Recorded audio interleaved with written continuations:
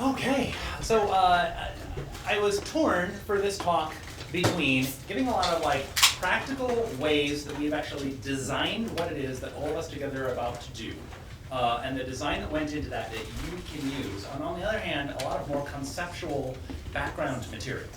I'm going to start off with some conceptual stuff, and I hope you will just trust me rather than giving you a lot of the nitty-gritty without knowing why, here's where the rubber meets the road, which I will leave to later in the talk. The foundational reading material for Fluidity Forum was David Chapman's meaningless.com and metarationality.com, which is his book In the Cells of the Eggplant. And I narrated those on the Fluidity Audiobooks podcast, from which you'll see through this presentation how we got the word fluidity, and then that turned into Fluidity Forum. So David Chapman has a orientation toward philosophy that has a lot to do with ontology. And one of his essays he's got is one of my favorites, is against the overuse of the word really. Because it can be kind of annoying when you're talking to somebody and they're like, oh, it's not really that, this is really some other thing. It's not that, it's just this, or it's just that, but then they don't actually say why. So I like to actually ask myself, no, keep in mind, it can be a verbal tick. I say the word really and the word just all the time. I kind of throw them into the sentence, just like I would use the word like. I think I've used the word like something like 24 times while I've been speaking just now. And really and just are not some kind of taboo words. But what about those times when there's a statement somebody made that really is doing a lot of the load-bearing work in the sentence, and if you stepped back and you ask them, you say it's really that, but in what sense, or to what degree, or how? Yeah, Brandon.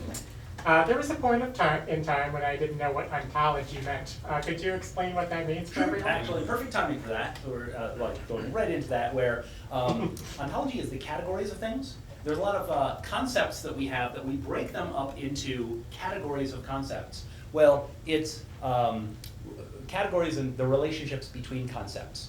So you'll hear a lot in the rationalist community, from which Fluidity Forum draws heavily, a super big emphasis on epistemology, which is a fancy 25-cent word for how do we know what's true.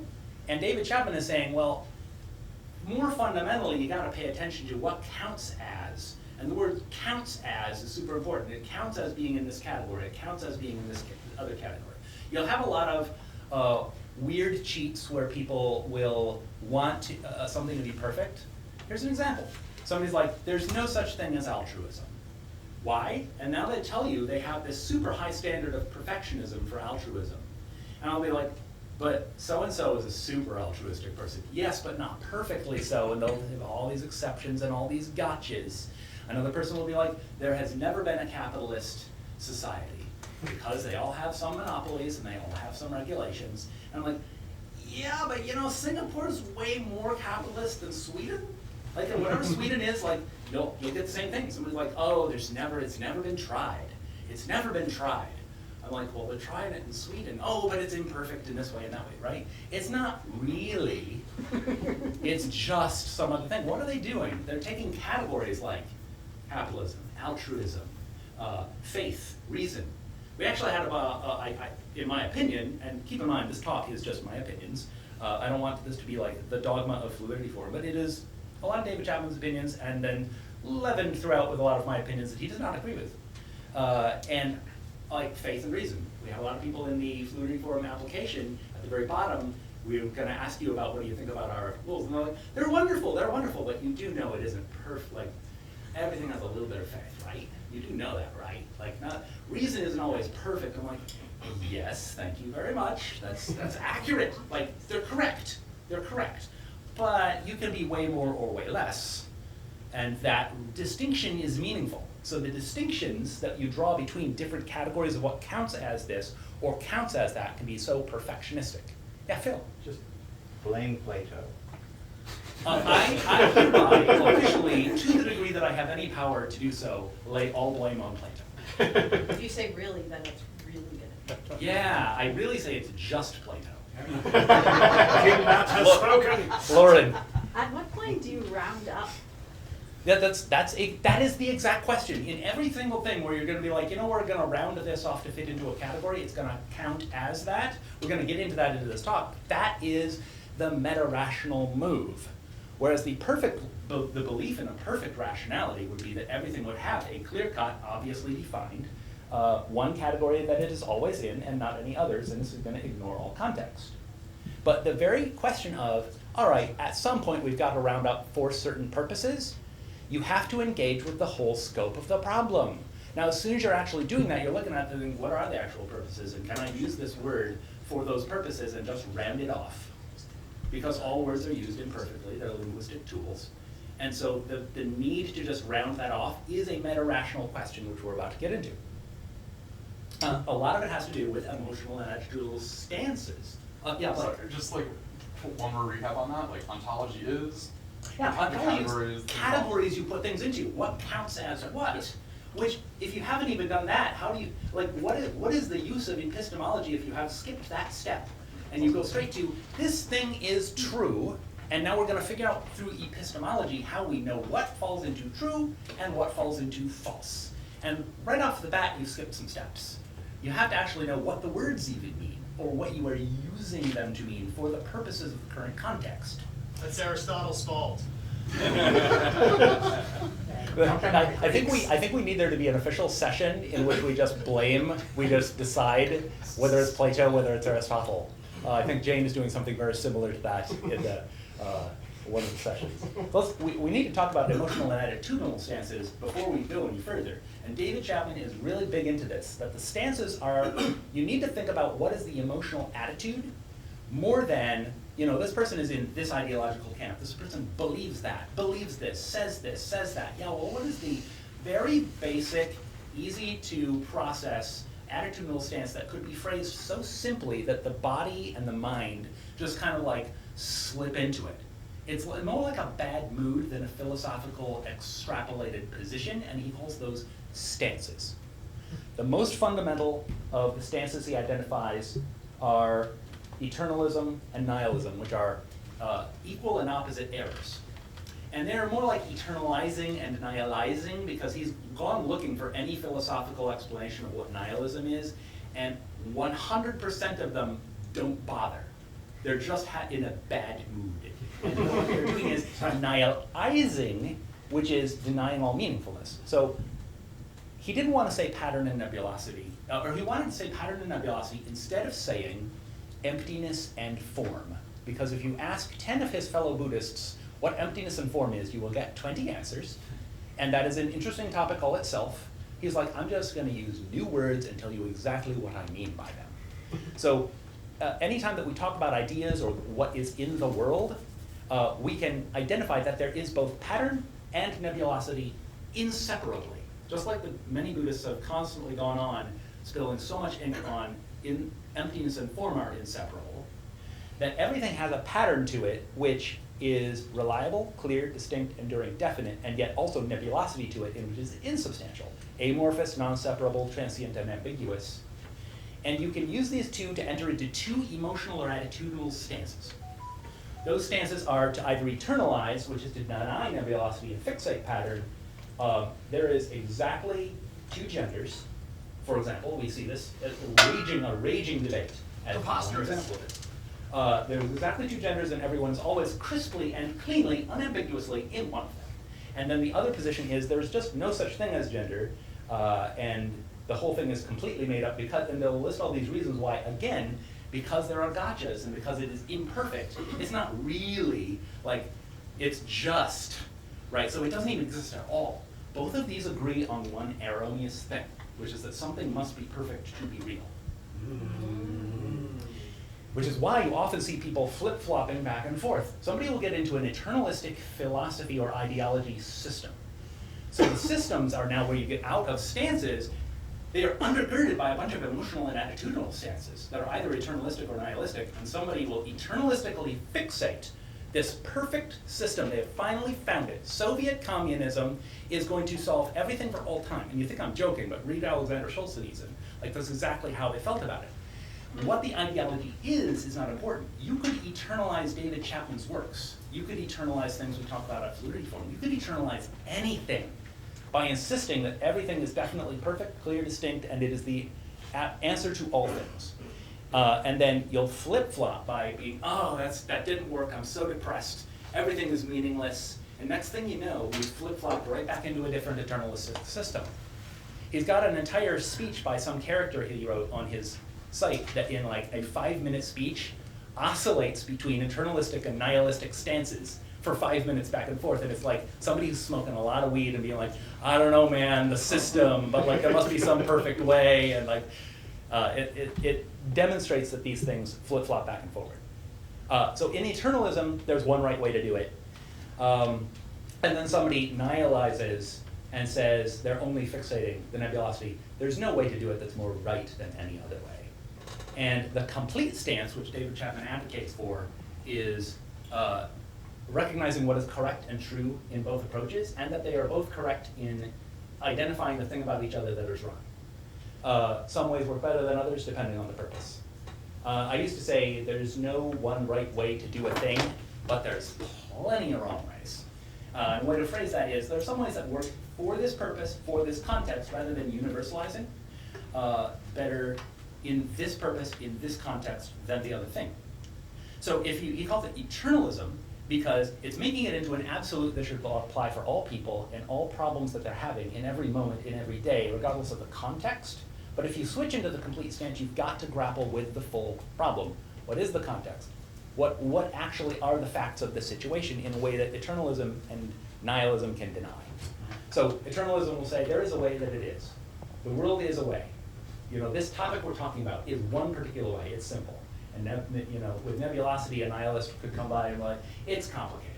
And there will be this kind of hand-waving move. We'll usually literally wave an actual physical hand, but it's kind of like, they say it's complicated and then just leave it laying there like a lump, and then just move on to some other topic, as if having said it's complicated, they've kind of given up, and that is a nihilizing move. And then the complete stance, there's a way that it is, but here's how it is complicated, right? It's really this. Oh, okay, there is an answer to how it is really that. In what sense is it really that?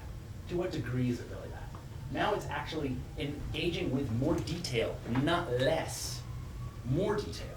And that is to be in the complete stance, which is neither eternalizing to deny pattern, to deny nebulosity, nor nihilizing to deny pattern. So let's move on to a fundamental concept that you'll probably hear a lot of people talking about this weekend, which is systematicity. And the systematicity is a way of taking that which was improvised, making it systematized, personal, making it impersonal, implicit, making it explicit, concrete, making it abstract, routine, making it atypical. Math is the canonical example. Math is a perfectly rational system, and then in the 20th century, Gödel and many others showed that there are foundational issues with it, in which it cannot prove itself. And everybody had this, we've kind of flushed this down the memory hole, but if you look at history, and David Chapman has a lot of essays about this, people lost their minds. And what had happened was they were in a modernized, like the Victorian era was an incredibly systematized era. There was one right way to do things. You were expected to find the one right way to do them. Nietzsche was pointing out that there was not, at the absolute worst time, to be saying that. And he went crazy, unfortunately, before he could finish his magnum opus. But there's incredible, incredible power in what he calls rationality. By his definition of rationality, you make everything into you distance yourself from it. You have to not look at certain aspects of it, and you turn it into a formal abstract system. And in mere reasonableness, you do things this way. Now, his ideal for meta-rationality on metarationality.com is, what if you can switch between these as appropriate? You harness the unbelievable power at scale of impersonal abstract systems. But then you have the ability to see things that are right in front of you and do the things that are, like cooking a meal, cooking breakfast is his classic example that he talks about throughout that book, In the Cells of the Data Planet, as something that is just like routinized, reasonable activity, you see in front of you what to do. But then the recipe is a rational version of this that you do not follow. And he tries to get you to notice the fact that no, you actually have to stop and wipe up the little bit of egg that you spilled. It didn't say that in the recipe, did it? And so on and so forth. You have to adapt, you have to improvise. But recipes are still great. So after the systematic mode of the Victorian era and then the early 20th century, in which there were various schemes to improve the human condition were thought to be possible, that we could finally find some perfect thing, and it actually ruined a lot of people's lives. And people were like, this, everything sucks. We're incredibly depressed. And we slid into a mode in which people were kind of like giving up. And institutions were collapsing, and what tried to take over were two anti-rational countercultures. The guru cult style hippies of the 60s, and the moral majority and fundamentalists in the decades that immediately followed.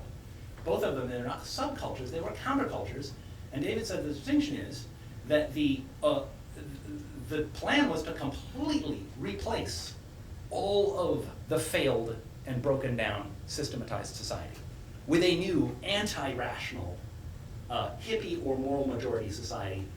Complete swap out. We are now the new only society, and they just fought and had this huge war that has had terrible consequences even to this day.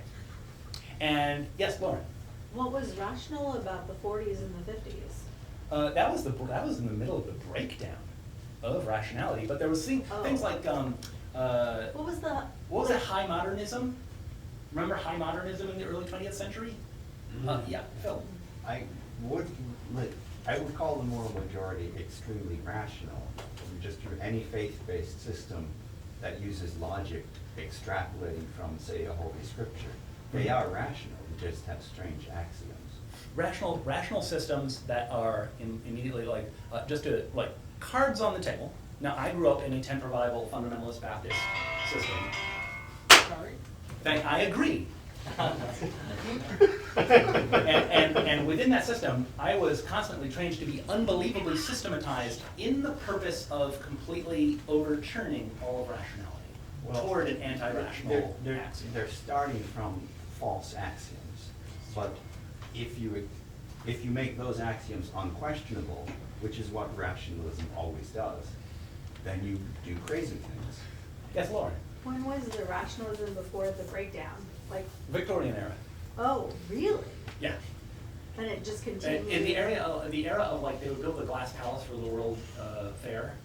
Mhm. Remember, like those, like, Yeah. and look at what we finally achieved. And they were indeed harnessing the massive power at scale of abstract systems, and thinking that because they had done that, that they were able to just like answer any possible question. There was a lot of triumphalism about it. You had a lot of, particularly before that, God was seen, as you'll see on meaningless.com if you look at this, God was seen as the ultimate rational source of a perfect rational system, even though at the end of it you had to surrender all your ability to think.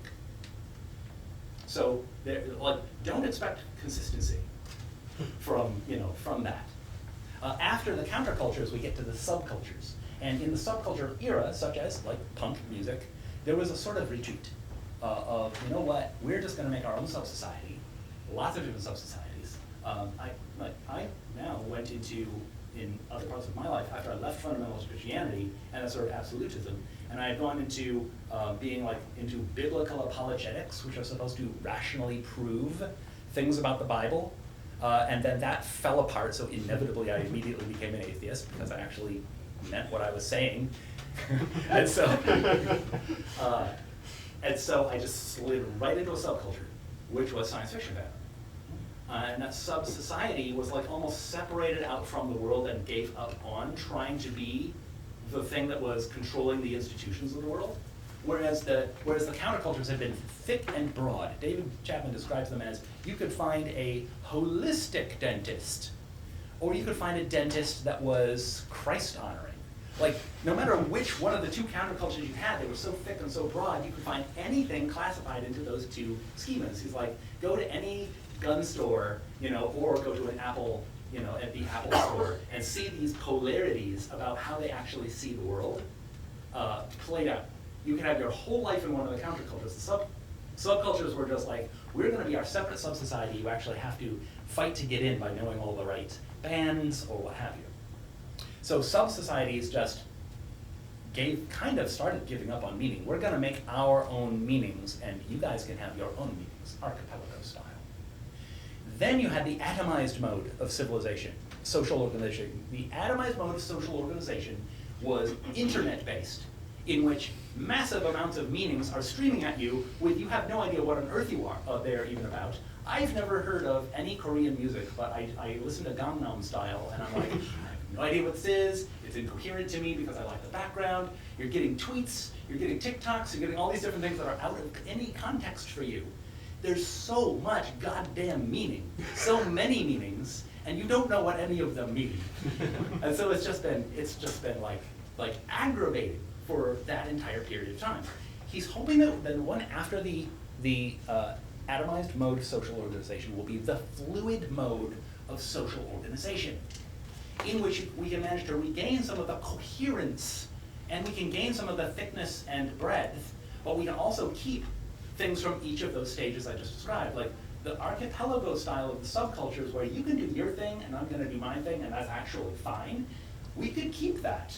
So there's various good things and bad things about each of them, because none of those modes need to be eternalized. Neither do they need to be nihilistically like, absolutely everything about that is terrible and I hate all of it forever. We don't need to do any of that, because if we take the best parts from them, we could make a fluid mode of social organization. This is a very high level overview, but I strongly encourage you to read the rest of his books. So I would hope that we would remain, this is like an interlude, intermission, we would remain in touch with what we are really experiencing. Because through a talk like this, there's a lot of things like, I almost wanted to like walk up here wearing a clown suit, or something that would make it completely impossible to take me seriously, so that you wouldn't be like, oh, I guess I'm in the wrong place because he said something and I don't agree with it. And like, no, that's fine, because neither can you eternalize any of the concepts that we're talking about here in this talk, but nevertheless, I did want to let you know that all the stuff we're talking about was kind of the foundational texts for how we designed what Fluidity Forum would be. So now I want to briefly talk about birds, some other foundational texts. So The Scene That Became Cities is a staggeringly amazing book by Caveat Magister. I've read through it so many different times. And it talks about, Caveat actually describes applied existentialism, to which I know David well enough that he would be like, it's not existentialism. Because existentialism said that 100% of your meaning is just subjective, where in Chapman's view, all meanings are neither fully subjective nor fully objective, but they go back and forth between the skull. So, like, Caveat basically agrees with him, but is just using the only word he knows, because I don't know if Caveat Magister ever heard of meaningness or like any of David's theories. But he's applying, how do you at Burning Man or at any other local burns use applied existentialism to be in touch with what it is that is an actual meaning for you right now. You're put out into the middle of something that provides nothing for you. Like they provide porta potties. That's it. They don't provide bands, they don't provide entertainment. You have to actually, you can see a person who's never been to a burn before, they're like, what am I supposed to do? Aren't I supposed to be given a script? And then you go through that script, and now I have passively consumed and been just a spectator in my own life. You can't be a spectator in your own life. And so applied existentialism is looking at all the meanings that are in fact really meanings. They are not to be nihilized. You just stumble around in a burn and you're like, that looks meaningful to me, I'm just gonna dive right into it, and you just do it. Or you could be like, no, I don't like that, it's not for me. But you have to actually choose. And I want our Fluidity Forum to give some kind of meaningful choices. I want there to be stakes, and this is something I learned from Caveat, that there would be some kind of thing for you that last year, people said, wow, there were too many talks, I was really tired.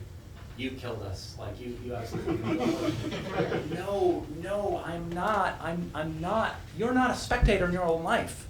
We've been to that corporate retreat. Where me and Alexis would just be like, here are the things you are supposed to do, why aren't you doing these things? And then you just like passively consume it. But like, you have to choose talks to miss in order to sleep.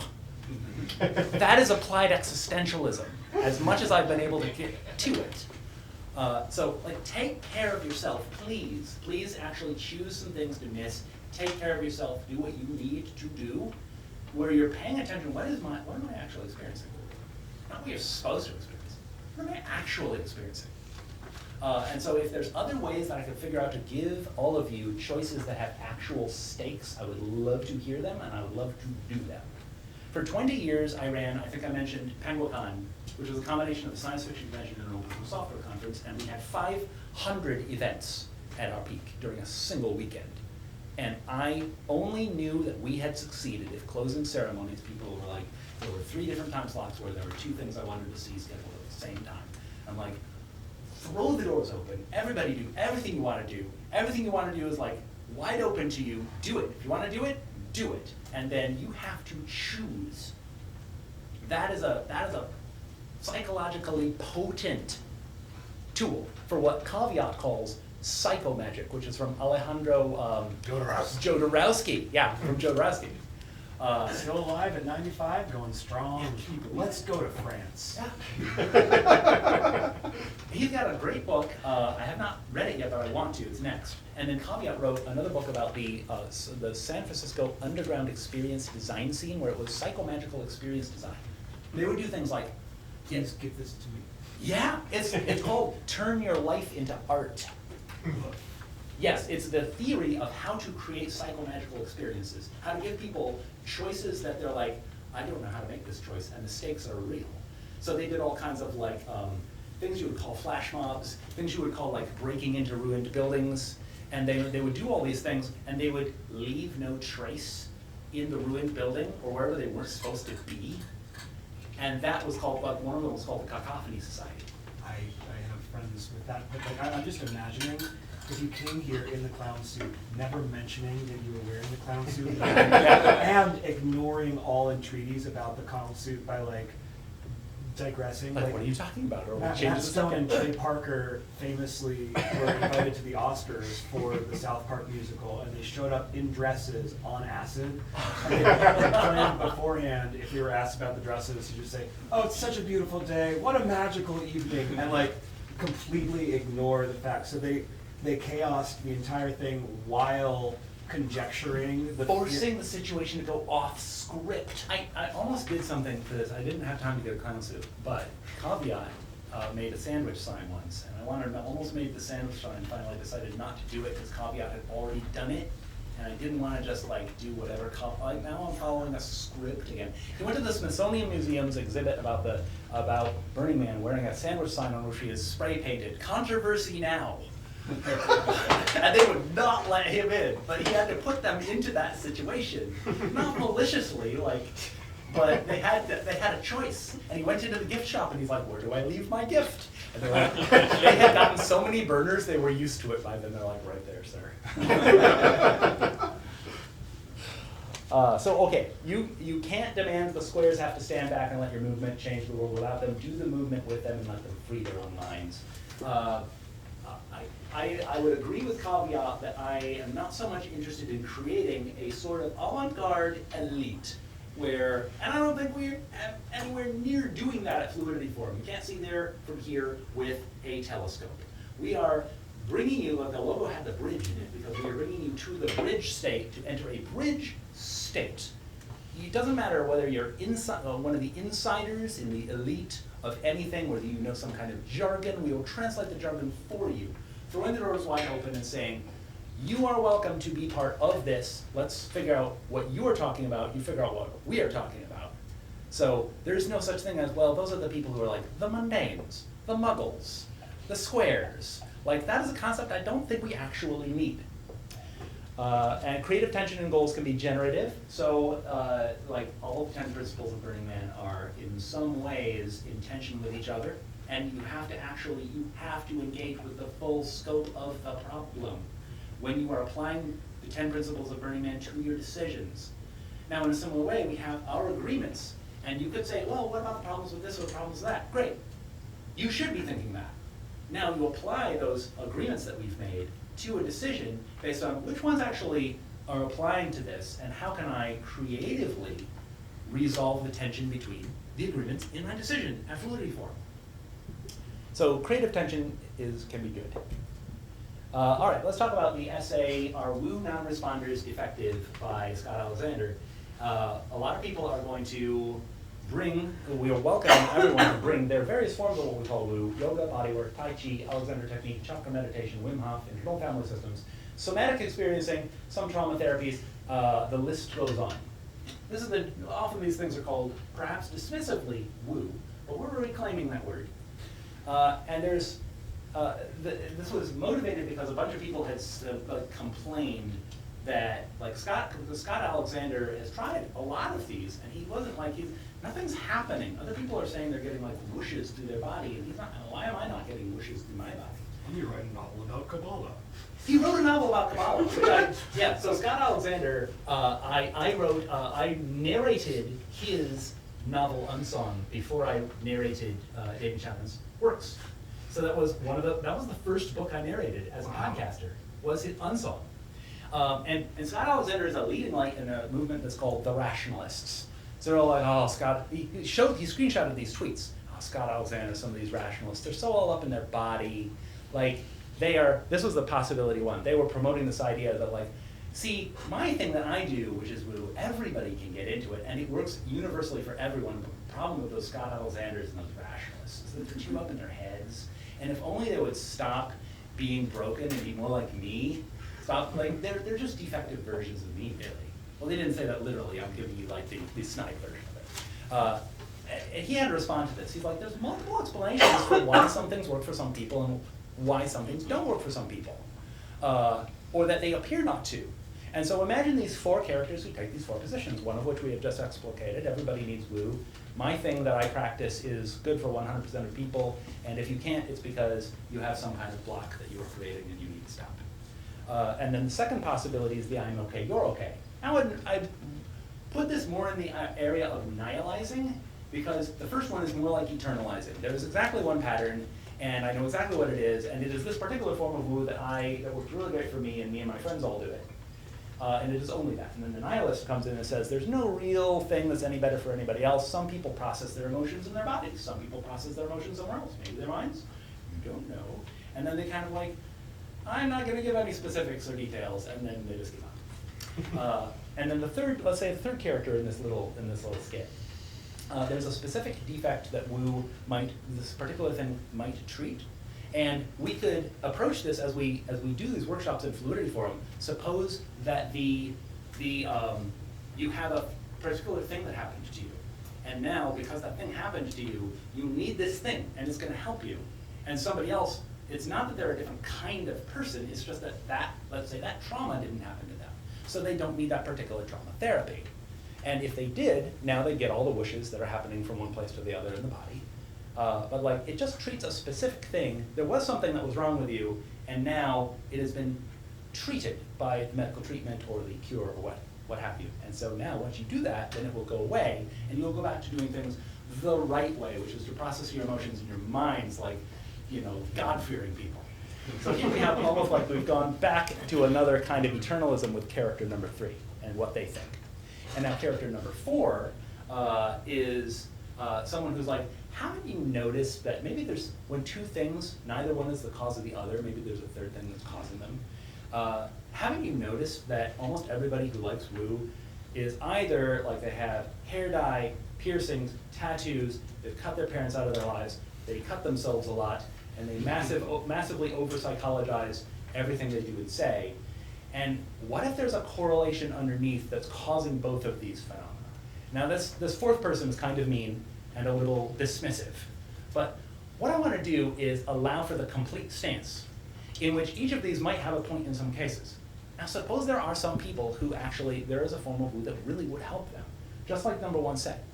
And suppose that they are, in point of fact, actually being very blocking, and like they're just not trying, or there's something about them that is like psychologically blocking off all of their connection to their body. I'll agree that, of course there's more there's more than 0 people in the world who are like that. Why can't that be a possibility? Now, this person thought that everybody is in one of exactly 2 categories. But there's 3 categories now. Oh, there's even more here.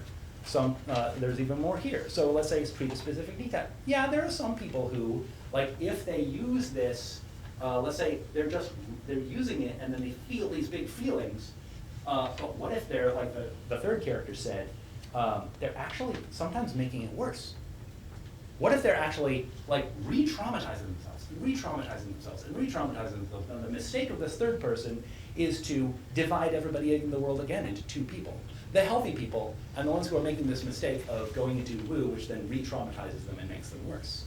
But there's more than 0 people in the world, perhaps, who are in fact doing something that is like, there's different techniques you could be using, and one of them is good for you, and maybe another one is just re-traumatizing you. I don't know.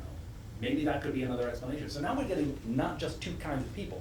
Here we have, like, maybe there's somebody who, there is something correlating with a life that is, like, not really fitting. I would say to the person number 4, a lot of people's lives do not really fit our society, or that is to say that our society is not constructed to fit them to be more functional.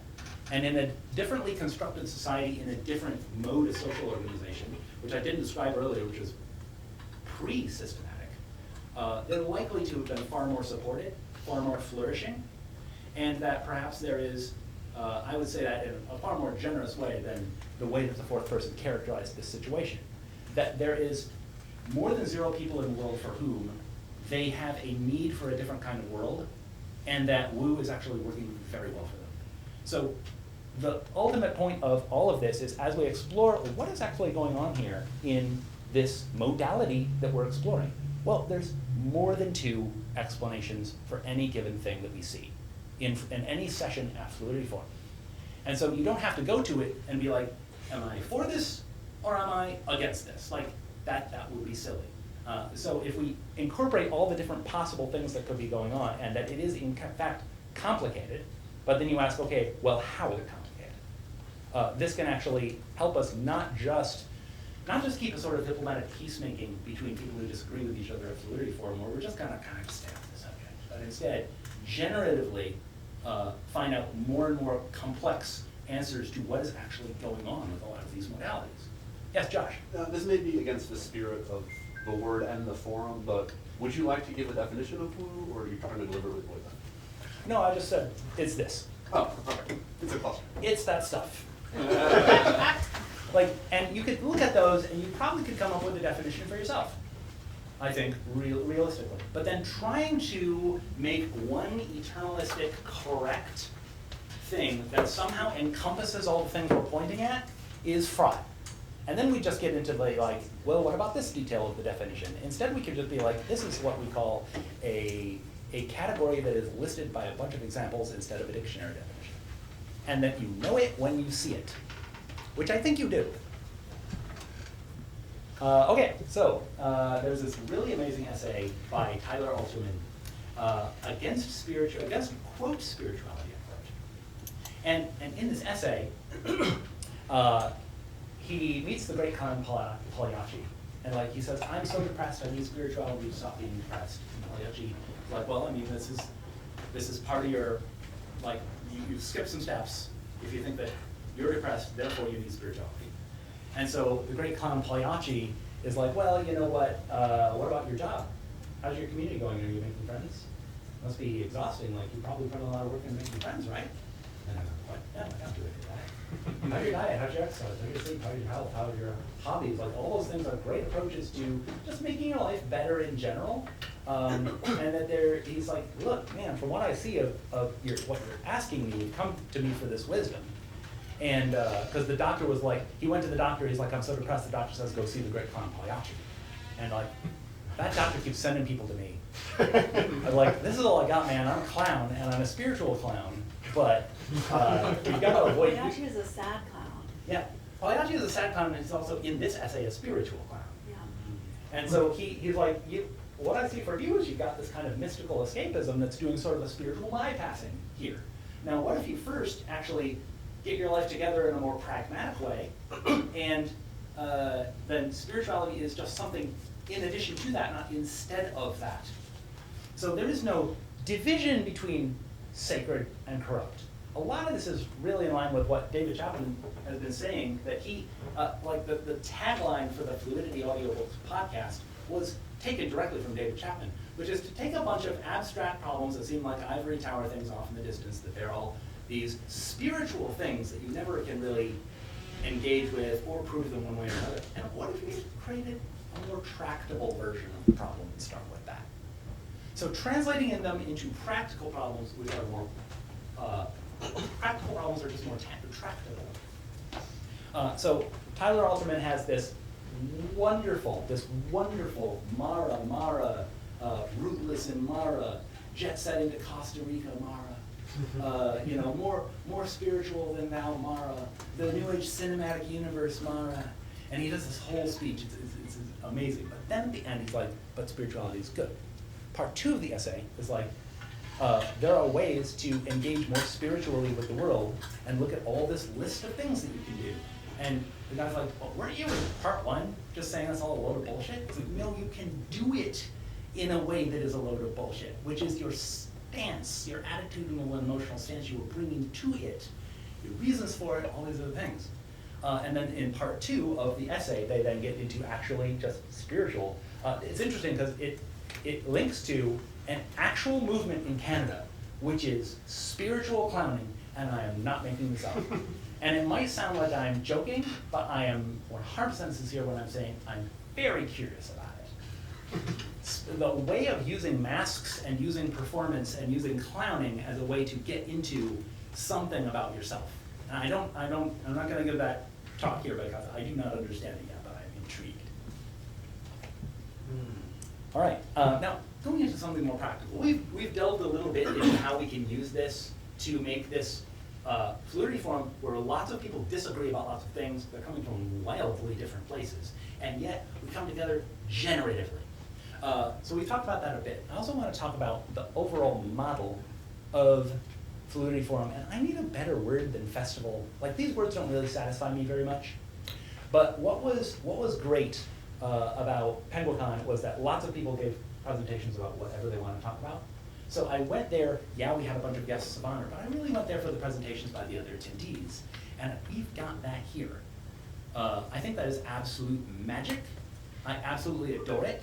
And on the other hand, you have the workshop model, small number of experts on meta-systematicity, meta-modernity, meta-rationality, coming together for a weekend to knuckle down and make progress on the meta-rationality curriculum.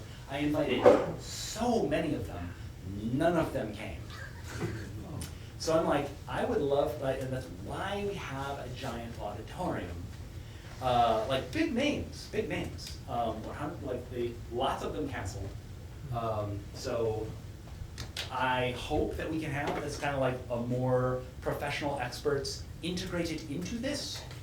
Somebody was gonna really help me with that this year, and then unfortunately all kinds of stuff happened with them and their lives. They got really busy, they weren't able to help. I've already committed the auditorium, and they're not able to attend. If we were to get to the kind of intellectual symposium of a bunch of recognized, credible experts, great. And in the meantime, I can tell you what I love and what I've loved for 20 years, what has been the biggest source of enrichment in my life, which is a bunch of people, whether they are famous or not, whether they're making money at it or not, or whatever, come together and they all tell each other what they are excited about, and they don't much care what it is. And it just blows the roof off every single time. So that's more of the model of what we have for Fluidity Forum. There is a hope, David Chapman has a bridge to meta-rationality, meta-systematicity versus civilizational collapse essay on his site. It's one of his most popular essays. And he wants to get to the point where people can get past the intense nihilism that is setting in societally, to get to the point where you are now able to embrace not only the abstract, the formal, the impersonal, whenever you need to, but fluidly move in and out of it as is truly appropriate, rather than getting locked into a rigidity. So somebody who is very much into only rationality, as we've frequently seen, becomes very locked into a rigid eternalism. and to be able to be flexible enough to get outside that, which is a stage past. It's not rationality so much, or systematicity so much as meta-systematicity. This involves holding ideologies lightly enough that we can be constructive when interacting with attendees or inclined to use their ideologies. I also want to talk a bit about vibe collapse. Now this is from one of my essays on the our Substack, in which there's a situation that accidentally emerges in which almost all attendees have the same vibe and they're almost all inclined to use the same ideology. Everybody was woo, everybody was a non-woo, like somebody who's like uses the word woo disparity one. I tried as hard as I could to reach out to people and like invite lots of different people. Like we can't have, just by accident, everybody ends up agreeing with each other in year 3, you know, or year 4, or whenever that might occur.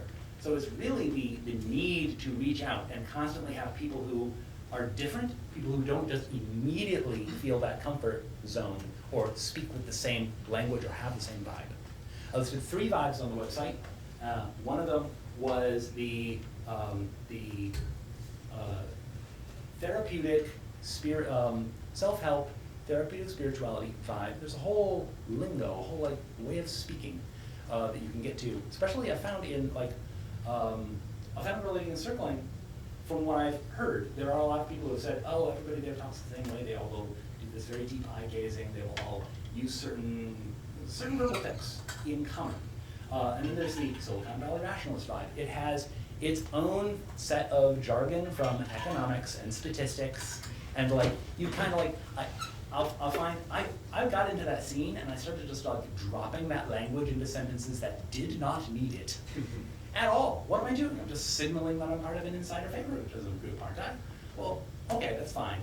We can have that vibe. We can have the managerial dynamism vibe. There's a lot of people who are really into meta-rationality and meta-systematicity among management consultants.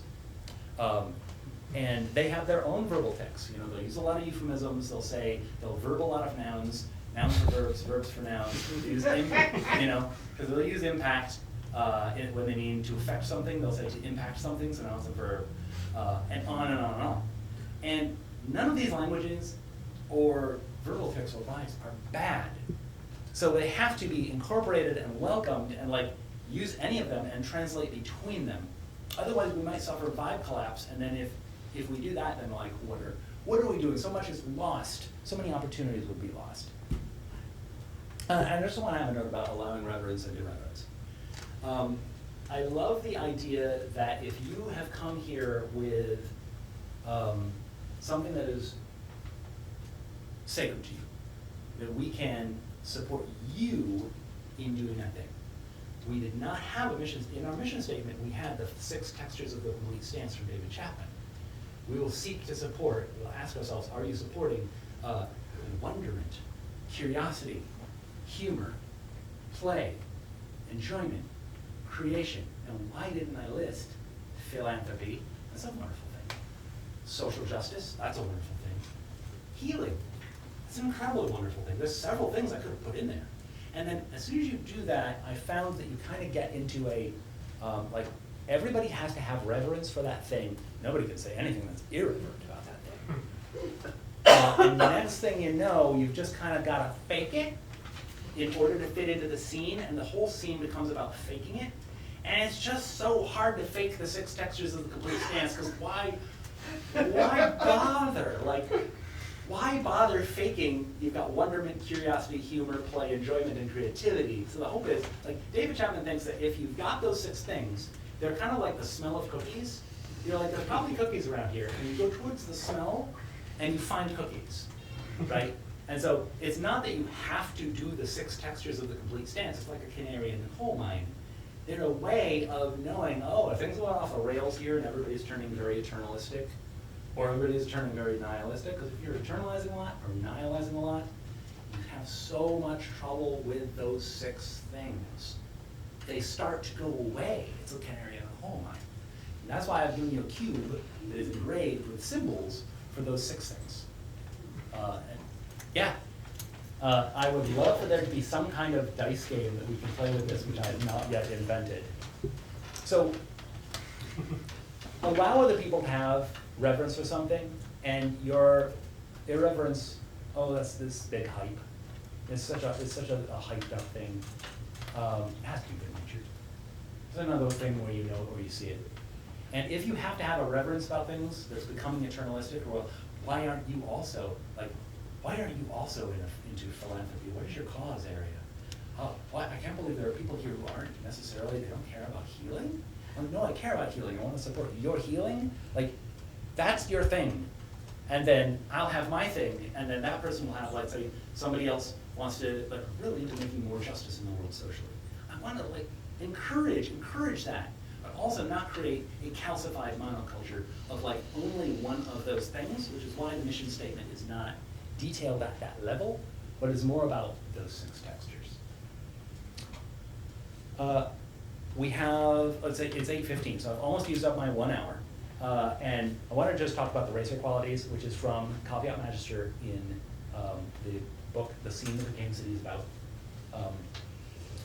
Burning Man. Volunteers need to feel like they're relevant, autonomous, competent, engaged, related.